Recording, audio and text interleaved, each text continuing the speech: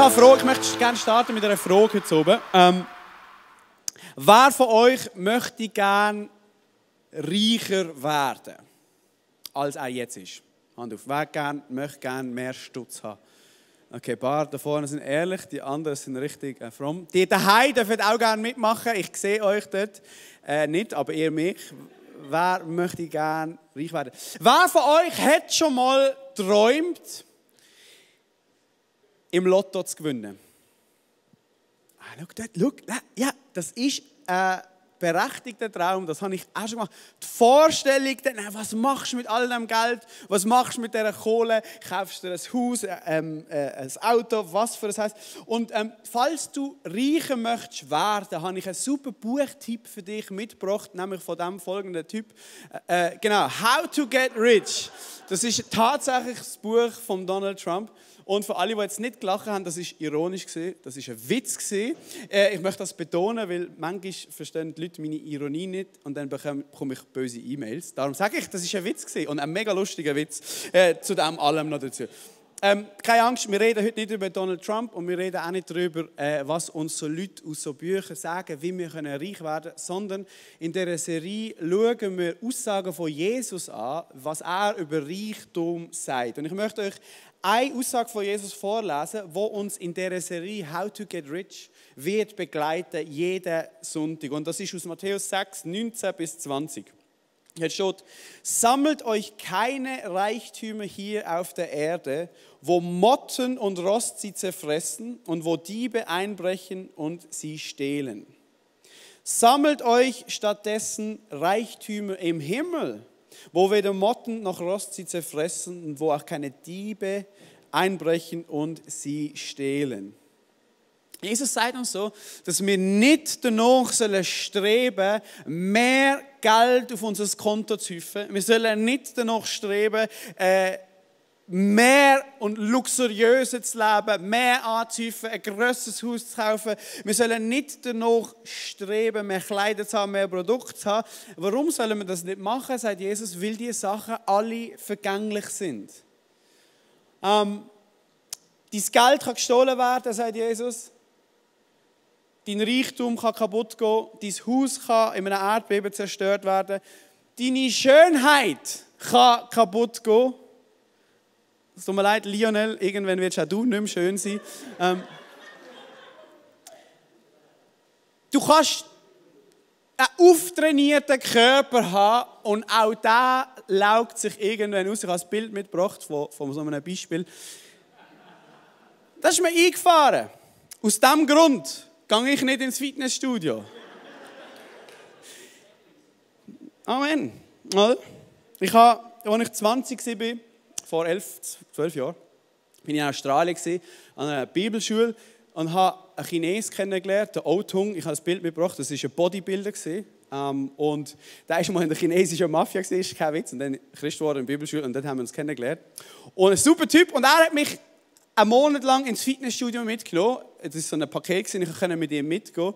Und ich muss sagen, es hat mich gepackt. Ich bin jede Woche mehrmals ins Fitnessstudio mit ihm. Er hat gesagt, was machen, pumpen, oder? Ich habe von Proteinshakes zu mir nehmen. Und ich habe gemerkt, es packt mich, weil ich mache Fortschritt, wie man jetzt sieht, oder? Ich mache Fortschritt. Und genau, das war ein Witz.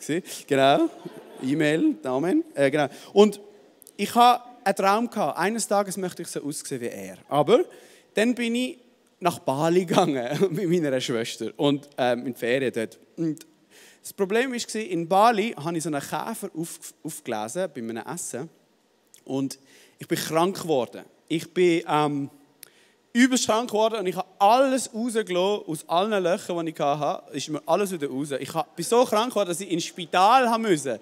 Ich bin dort in Bali irgendwo in ein Spital, über Nacht haben sie mich dort unter Infusion und so. Und an meinem Geburtstag konnte ich wieder rauskommen und ich muss euch sagen, ich habe ausgesehen wie ein ausgelaugter Molch im Fall.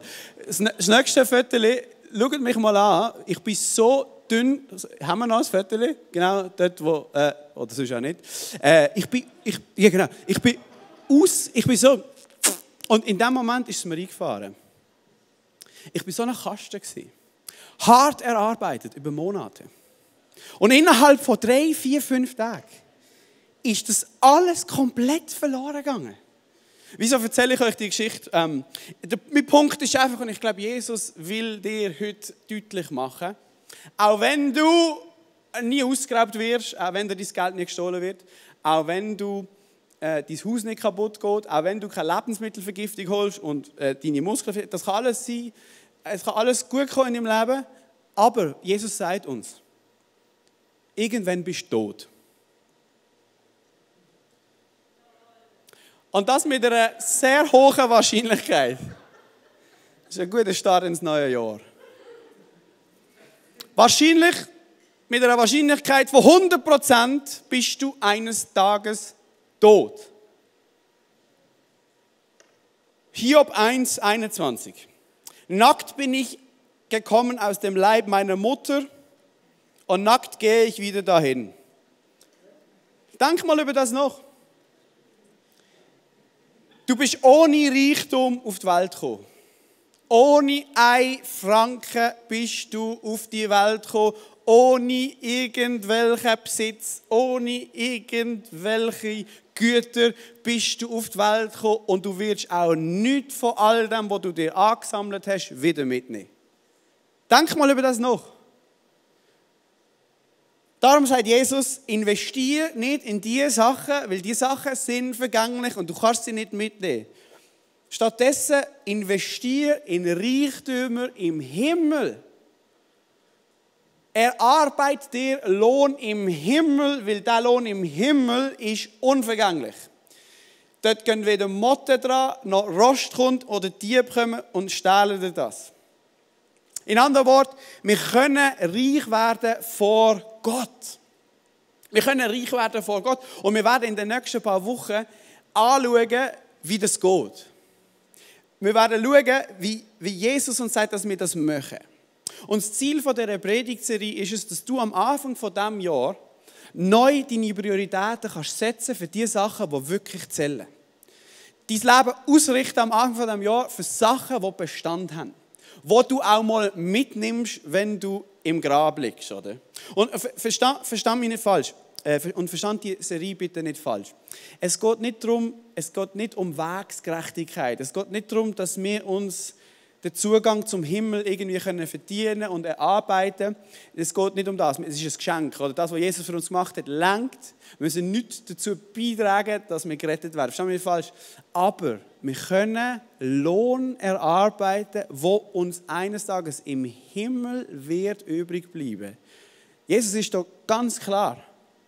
Dein Ticket in den Himmel kannst du nicht erarbeiten, aber wie du den Himmel verbringst und was du dort vorfindest, hat sehr wohl damit zu tun, wie du jetzt handelst. Auch das Jahr 22 hat sehr viel damit zu tun, was du für Entscheidungen triffst. Okay, ich habe am Anfang gefragt, wer möchte reich werden, wer möchte gerne Stutz haben? Jetzt frage ich die Frage, wer möchte gerne reich werden vor Gott? Und alle guten Christen strecken jetzt die Hand auf. Und vorher habt ihr euch nicht getraut. Genau. Reich werden vor Gott. Das Thema von heute ist, und das ist der Tipp Nummer 1, wenn du willst reich werden vor Gott, vergiss alles, was du weißt. Vergiss alles, was du weißt. Das tönt jetzt wie so ein Tipp aus einem Buch von Donald Trump. Und das ist bewusst so gewählt. Wir schauen jeden Sonntag so Statements an, so Tipps an. Aber das ist gegründet auf Aussagen von Jesus. Vergiss alles, was du weißt. Wo Jesus angefangen hat zu predigen und uns Reich Gottes angekündigt hat, hat er Folgendes gesagt in Markus 1, 14 bis 15. Als Jesus nach Galiläa kam, verkündete er das Evangelium Gottes. Erfüllt ist die Zeit und nahe gekommen ist das Reich Gottes. Kehrt um und glaubt an das Evangelium. Das Wort, das dort verwendet wird, bekehrt um, das kann man übersetzen mit umkehren und kannst du es nochmal stehen lassen? Grace, das war super. Kannst du übersetzen mit umkehren, mit Buß tun und so weiter, das ist richtig. Aber das Wort Metanoia im Griechischen kannst du auch anders übersetzen, im Sinne von denkt um. Ändert euren Verstand, wendet eures Denken. Das heisst, man könnte es auch so übersetzen, Jesus kommt und sagt, hey, das Reich Gottes ist da. Vergesst alles, was ihr wisst. Denkt neu.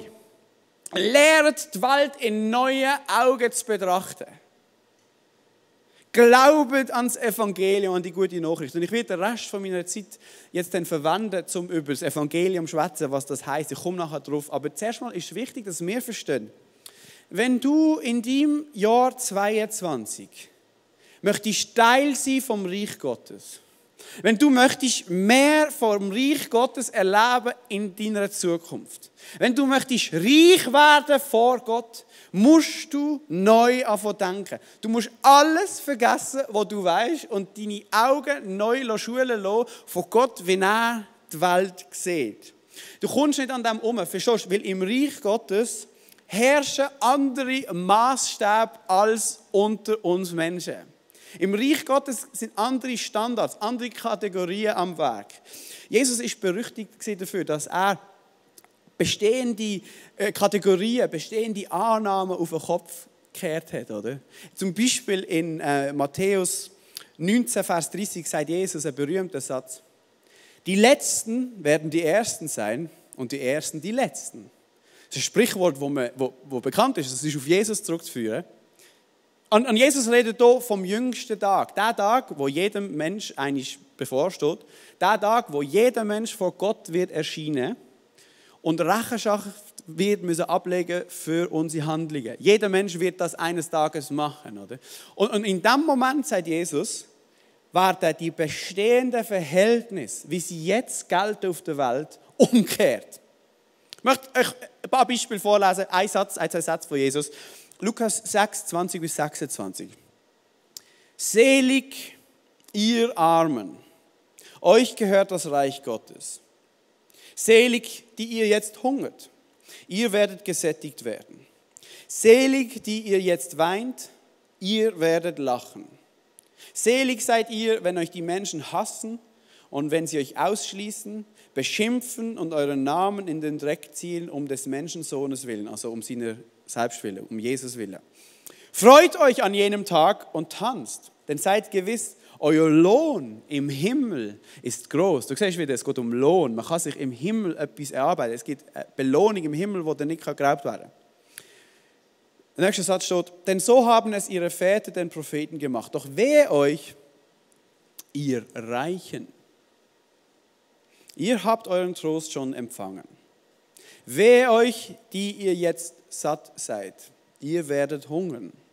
Wehe euch, die ihr jetzt lacht, ihr werdet trauern und weinen. Wehe, wenn alle Menschen gut von euch reden, denn so haben es ihre Väter mit den falschen Propheten gemacht.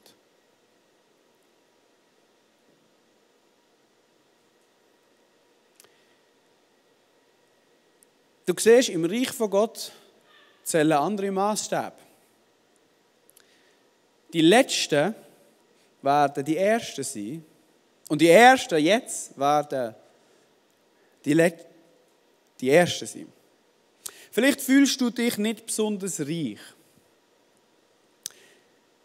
Darf ich dir sagen, du gehörst zu den wenigen Prozent auf diesem Planeten, wo am reichsten ist von allen Menschen. Noch nie in der Geschichte hat es so wenig Menschen gegeben wie wir, die so viel Stutz und Reichtum hatten im Vergleich zu anderen Menschen.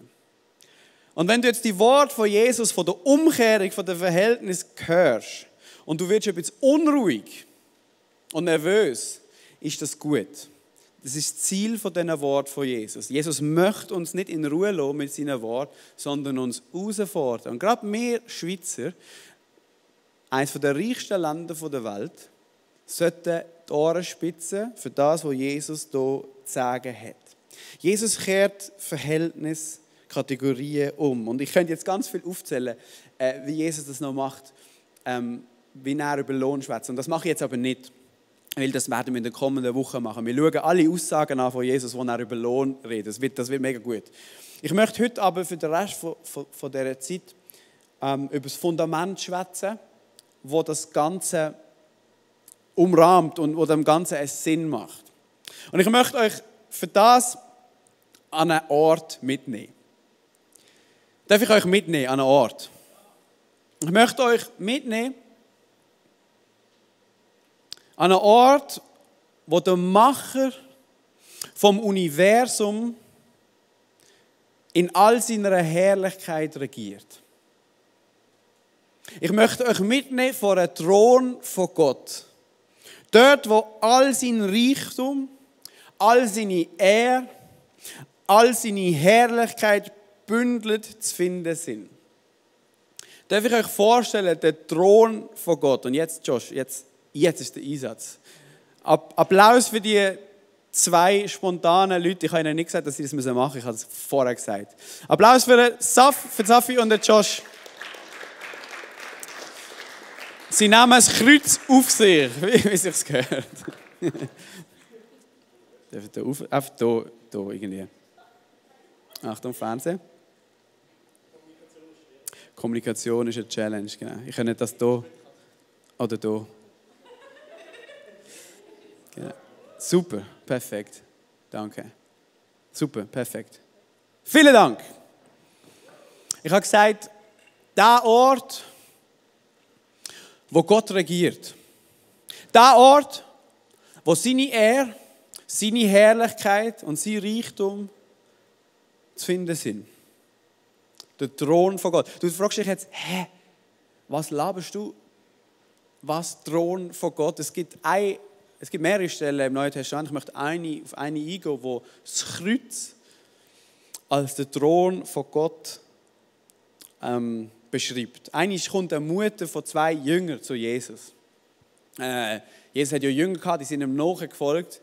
Und wir lesen von einer Begebenheit, die Mutter kommt vor Jesus, wirft sich vor Jesus auf die Füße und sagt, hey, wenn du deine Herrschaft antrittst, wenn du dein Reich in Empfang nimmst, bitte mach, dass meine 2 Buben und die 2 Jünger dürfen links und rechts von dir hocken.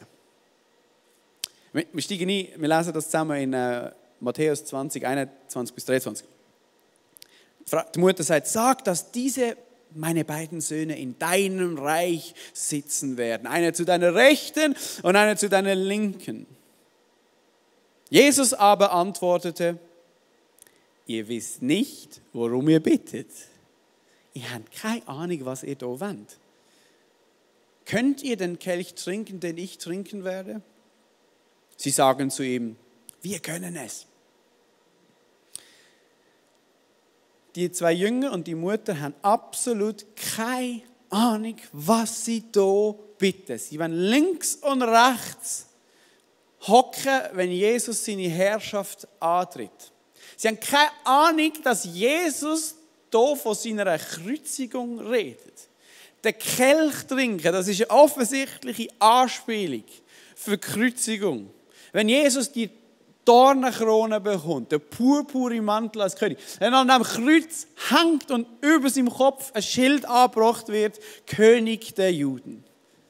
Sie haben keine Ahnung, was sie da bitten. Sie sagen, doch, wir wollen das, oder? Dann sagt Jesus Folgendes zu ihnen im nächsten Satz. Er sagt zu ihnen, meinen Kelch werdet ihr zwar trinken, das heißt so viel wie ihr werdet schon sterben, keine Angst. Genau. Aber über den Platz zu meiner Rechten und Linken zu verfügen, steht mir nicht zu, sondern er wird denen zuteil, für die er von meinem Vater bereitet ist. Jesus sagt, ihr werdet auch sterben, aber der Platz wird links und rechts neben dem Thron Gottes sein. Er wird haben, den Platz einzunehmen, wenn Jesus sein Reich empfängt. Das steht nur Gott zu entscheiden, wer das sein darf. Jetzt eine Frage für alle, die die Bibel kennen. Wer hat die Ehre gehabt, links und rechts von Jesus dürfen sein, wo er seinen Thron bestiegen hat? 2 Verbrecher. 2 Verbrecher haben die Ehre gehabt, neben ihm dürfen sein. Du fragst dich jetzt vielleicht, was soll das bitte mit Ehre und einem Privileg zu tun haben, an einem Kreuz zu verenden? Was hat das mit Herrlichkeit, Macht und einem Thron zu tun? Und das sind gute Fragen, aber schau, ich wiederhole mich. Wenn du möchtest Teil sein von Gottes Reich, wenn du möchtest mehr erleben in Gottes Reich, wenn du möchtest reich werden vor Gott, musst du vergessen, was du weißt über Macht, über Herrlichkeit, über Ehre und neu lernen. Du musst umdenken und die Kategorien, die im Reich Gottes gelten, neu begreifen. In anderen Worten, du musst die Krux vom Kreuz verstehen. Ich habe so lange gebraucht für das Wortspiel. Krux vom Kreuz. Ja, genau. Danke. Krux vom Kreuz. Verstehst du, wieso man Krux sagt? Weil das Kreuz absurd ist. Es ist absurd. Es macht keinen Sinn. Und wir müssen das verstehen lernen, wenn wir Teil sein von dem Ganzen. Der Paulus, als er das Evangelium beschreibt, sagt es eigentlich treffend so in Römer 1, Vers 16. Denn ich schäme mich nicht für das Evangelium, denn es ist die Kraft Gottes, die jedem, der glaubt, Rettung bringt. Hast du schon mal gefragt, warum der Paulus schreibt, ich schäme mich nicht für das Evangelium? Hast du schon mal gefragt? Es wirkt so, als müsste er sich wie entschuldigen dafür. Er sagt, ja, ich weiß, es ist komisch vielleicht, ich schäme mich aber nicht, weil es ist Kraft von Gott. Wieso muss sich der Paulus entschuldigen? Wieso sagt er, ich schäme mich nicht? Schau, der Grund ist ganz einfach. Weil das Kreuz, eine Hinrichtung an einem Kreuz, einer der beschämendsten Tod ist, wo du hast sterben können. Es hat keinen schrecklicheren und verachtenswerteren Tod gegeben als eine Kreuzigung. Wenn du römische Schriftsteller zu Rate ziehst und Historiker, dann lesest du, wie sie über das Kreuz schreiben. Oder? Sie sagen, das ist die qualvollste und verachtenswertendste Hinrichtung, die schlimmste von allen Strophen. Für die Letzten und den Abschaum in der Gesellschaft denkt. Für Sklaven und Verbrecher. Die Letzten in der Gesellschaft. Der Abschaum. Die nicht Wert hatten, die hat man gekreuzigt. Nur, dass du verstehst, um was es geht bei einer Kreuzigung. Man hat Menschen verurteilt, man hat sie verprügelt, vielleicht ausgepeitscht und hat sie ans Kreuz genagelt, mit Nägeln da reingehämmert, in die Hände, in die Füße, man hat sie da dran gebunden. Menschen sind da dran gehangen, nackt. Man hat sie ausgezogen. Die Bilder, die wir von Jesus sehen, sind immer so, er hat immer noch einen Länderschutz an. Das war aber nicht so. Er ist nackt gegangen. Es ist beschämend. Du hängst dort Stunden, du ziehst dich auf in die Nägel, weil du keine Luft bekommst. Vögel fressen bereits an dir, weil du schon halb tot bist. Es gibt Leute, die sind Tage dort gehangen und elendlich verreckt. Das ist so eine widerliche und abscheuliche Hinrichtung, dass die Römer gesagt haben, die haben die Strophe schon gerne vollzogen, weil man ein Exempel statuieren und ihre Macht zementieren, oder? Aber es ist so schrecklich, dass sie gesagt haben, wir machen das zwar, aber das haben sicher nicht die Römer erfunden. Das haben Barbaren, das kommt von den Barbaren, von den Assyrern und so. Das sind nicht die stattlichen Römer, haben das nicht erfunden. Wir brauchen es zwar, aber es ist mega schlimm. Auch die Römer haben das ganz widerlichen und schamvollen Tod gefunden. Und darum hat man auch die Leute außerhalb der Stadtmauern hingerichtet und gekreuzigt, oder? Die schlimmste Strophe von allen Strophen für die Letzten und den Abschaum der Gesellschaft. Und jetzt mach mal ein Gedankenexperiment. Wie muss das für einen Römer oder einen Griech von der damaligen Zeit, Kreuzigungen sind ja üblich gewesen, das hat es ja immer wieder gegeben, oder? Wie muss das für so einen Mensch sich angehört haben, wenn jetzt so ein Christ kommt und sagt und ihm das Evangelium erzählt? Was muss ihm dort durch den Kopf gegangen sein? Jesus von Nazareth, der Gekreuzigte, ist auferstanden. Und er wird zurückkommen und die Welt richten. Als König von dieser Welt. Er ist Gott. Das ist, wenn du das gehört hast als damaliger Mensch, das ist absolut mindblowing gewesen. Im negativen Sinn. Was? Gott als Gekreuzigter? Das ist absurd. Sklaven hat man gekreuzigt.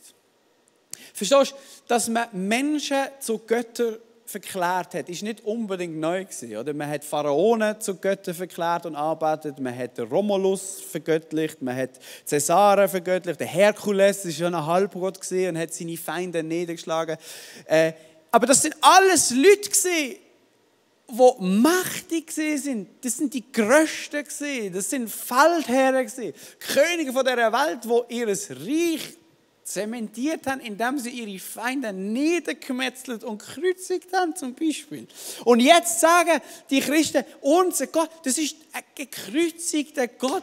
Das ist absurd, das ist lächerlich, das ist gar nicht fassbar. Das ist Schwachsinn.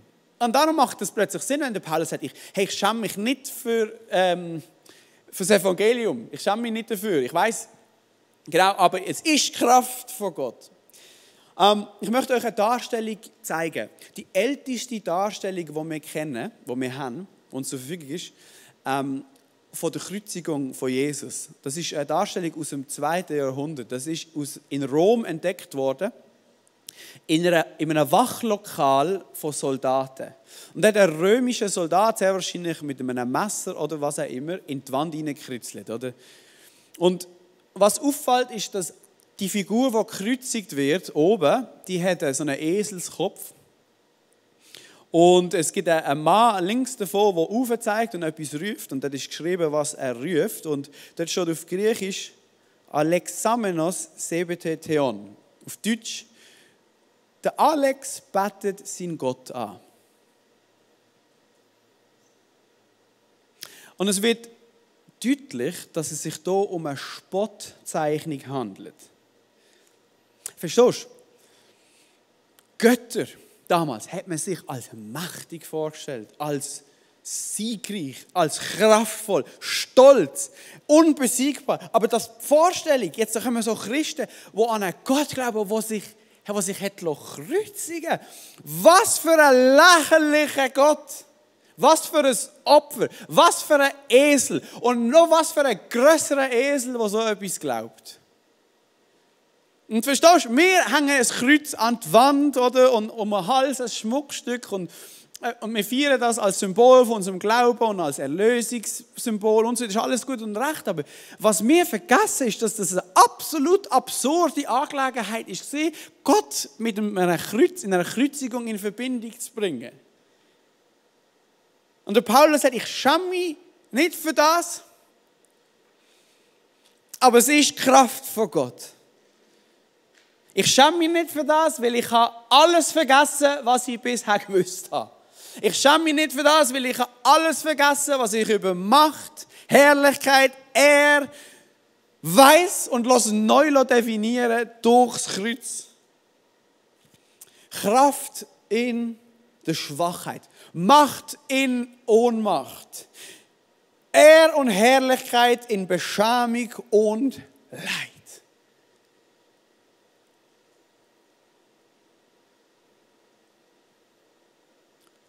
Was für einen Gott feiern wir eigentlich?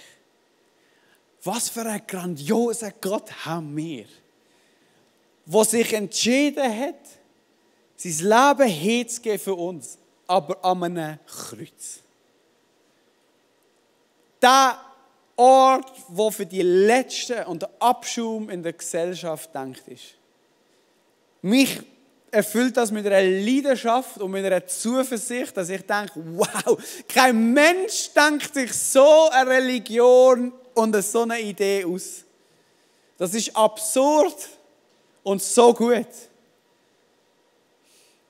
Kann ich dich einladen, am Anfang von diesem Jahr auf das Kreuz zu schauen und alles zu vergessen, was du weißt? Und Paulus ist es so wichtig, dass er das Fundament hier richtig geleitet hat, oder? Ich möchte vorlesen, 1. Korinther 2, Vers 2. Denn ich hatte beschlossen, bei euch nichts anderes zu wissen, außer das eine. Jesus Christus. Und jetzt schau mal den Nebensatz an. den er noch hinzufügt. Und zwar den Gekreuzigten. Es ist interessant, wie der Paulus immer den Zusatz noch bringt. Verstehst du? Es ist nicht genug, wenn wir sagen, Jesus ist für uns gestorben. Das ist nicht genug. Das ist richtig, er ist für uns gestorben. Aber der entscheidende Zusatz ist, dass er an einem Kreuz für uns gestorben ist. Das ist gute Nachricht. Der Schöpfer von Himmel und Universum. Der Schöpfer von allem, was es gibt.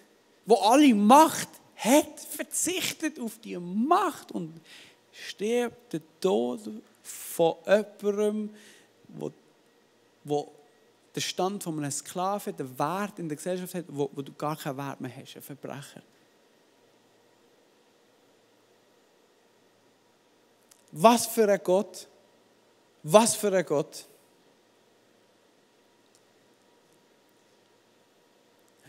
Ich möchte euch einen längeren Text vorlesen aus dem Philipperbrief und Ben kann sonst auf die Bühne kommen.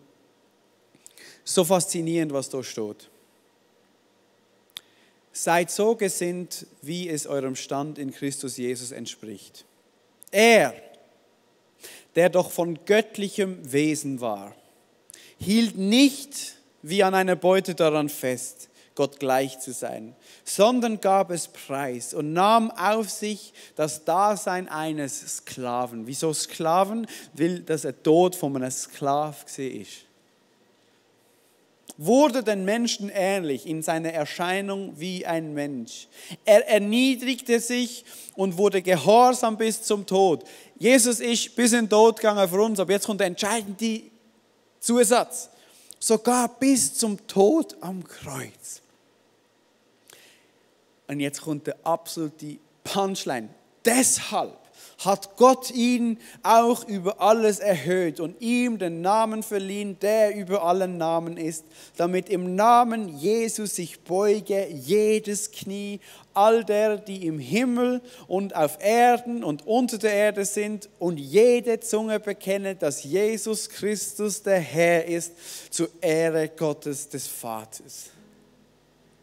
Jede Zunge wird bekennen, dass Jesus der gekreuzigte Herr ist. Jedes Knie wird sich beugen, dass Jesus der König von dieser Welt ist. Der gekreuzigte, der ist Chef von dieser Welt. Das ist der, der wird zurückkommen und die Welt in Liebe wird wiederherstellen im Gericht. Verstehst du, was das für eine Message ist? Willst du reich werden in diesem Jahr? Willst du reich sein vor Gott in diesem Jahr? Willst du reich Lohn erarbeiten? Dann beug dein Knie vor dem Gekreuzigten. Bekenn ihn als Chef in deinem Leben. Das ist der Deal. Um das geht es. Das ist die entscheidende Frage. Auch für dich daheim. Ist Jesus dein Chef? Folgst dem Gekreuzigten nach? Nimmst dein Kreuz auf dich, folgst ihm nach? Gibst dein Leben her im Dienst an andere. Folgst ihm nach. Ist er dein Chef? Ist er dein König? Ist der Gekreuzigte?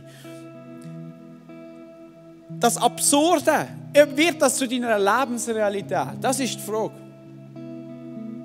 Und meine Frage ist an dich, hast du deine Knie schon gebeugt vor Jesus, dem Gekreuzigten? Hast du ihm schon gesagt, dass er dein Chef ist? Schau, du kannst die ganze Welt gewinnen. Alle Reichtümer anhäufen in deinem Leben. Geld haben, aber all das ist nichtig. Das, was bleibt, ist der grösste Gewinn. Und das ist Jesus. Hast du ihn? Hast du ihn? Ist er in deinem Besitz sozusagen? Und schau, vielleicht musst du heute beten und sagen, hey Jesus, ich gebe dir mein Leben. Oft beten wir so, Jesus, ich lade dich in mein Leben. Oder du kannst in mein Leben kommen. Aber das ist gut.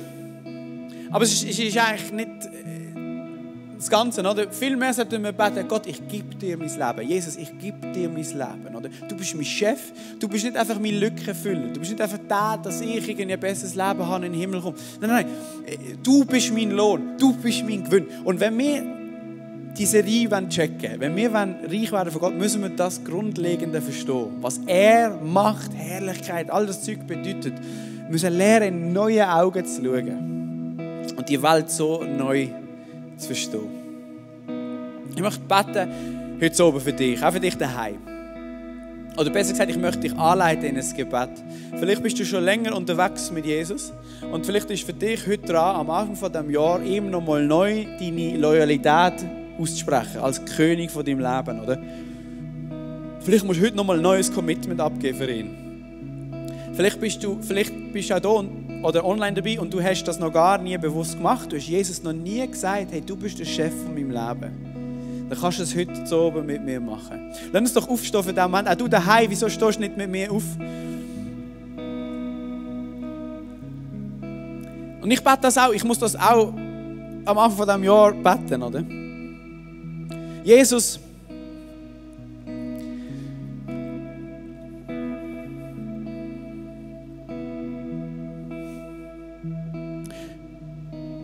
ich danke dir, dass du so bist, wie du bist. Was für ein wahnsinniger Gott bist du doch, der sich hingibt bis ins Letzte, um mich zu erreichen. Und ich möchte dir am Start von dem Jahr 2022 sagen, du sollst mein Chef sein. Du bist mein Herr. Dein Wille soll geschehen. Dein Reich soll kommen in meinem Leben. Dir gehört alle Macht. Dir ist alle Herrlichkeit und Ehre in Ewigkeit.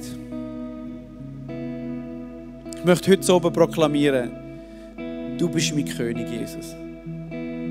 Und ich beuge meine Knie vor dir.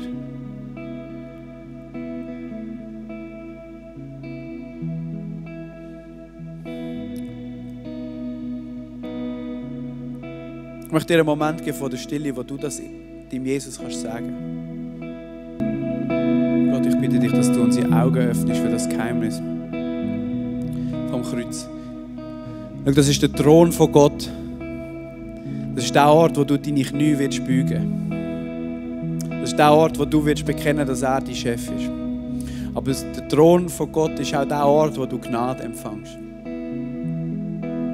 Das ist der Ort, wo dir alles vergehst. Wo Jesus gesagt hat am Kreuz, es ist vollbracht. Du musst nicht leisten, dass du bei mir angenommen bist. Du musst nicht erarbeiten, dass du zu mir kannst kommen. Das ist der Ort, wo du befähigt wirst.